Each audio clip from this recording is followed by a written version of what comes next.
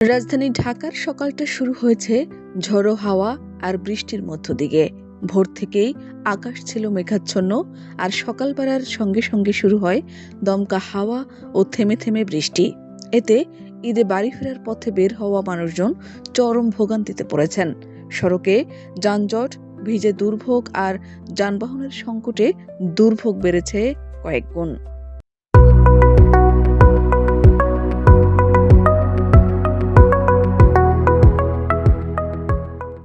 এদিকে দেশের কয়েকটি অঞ্চলে ঘন্টায় ৮০ কিলোমিটার বেগে ঝড়ো হাওয়া বয়ে যেতে পারে বলে জানিয়েছে আবহাওয়া অধিদপ্তর। একই সঙ্গে বৃষ্টি বা বজ্রসহ বৃষ্টির আশঙ্কাও রয়েছে।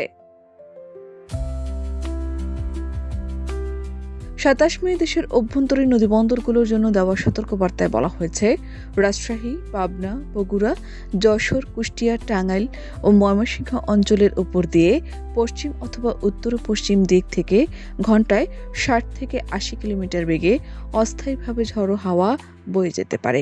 এসব এলাকায় বৃষ্টি অথবা বজ্রসহ বৃষ্টির শঙ্কা রয়েছে। তাই এসব এলাকার নদীবন্দরকে ২ নম্বর সতর্ক সংকেত দেখাতে বলা হয়েছে।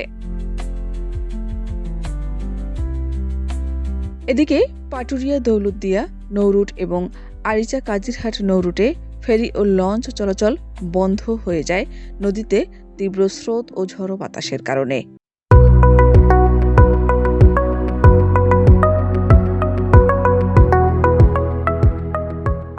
এতে ঈদ যাত্রায় ঘাট এলাকায় যাত্রী ও যানবাহনের দীর্ঘ সারি তৈরি হয়েছে। ফেরি চলাচল বন্ধ হয়ে যাওয়ায় চরম দুর্ভোগে পড়েছেন ঘরমুখো মানুষ, পশুবাহী যানবাহনের চালক ও খামারিরা। শাহনাজ পারভীন, দেশ রূপান্তর।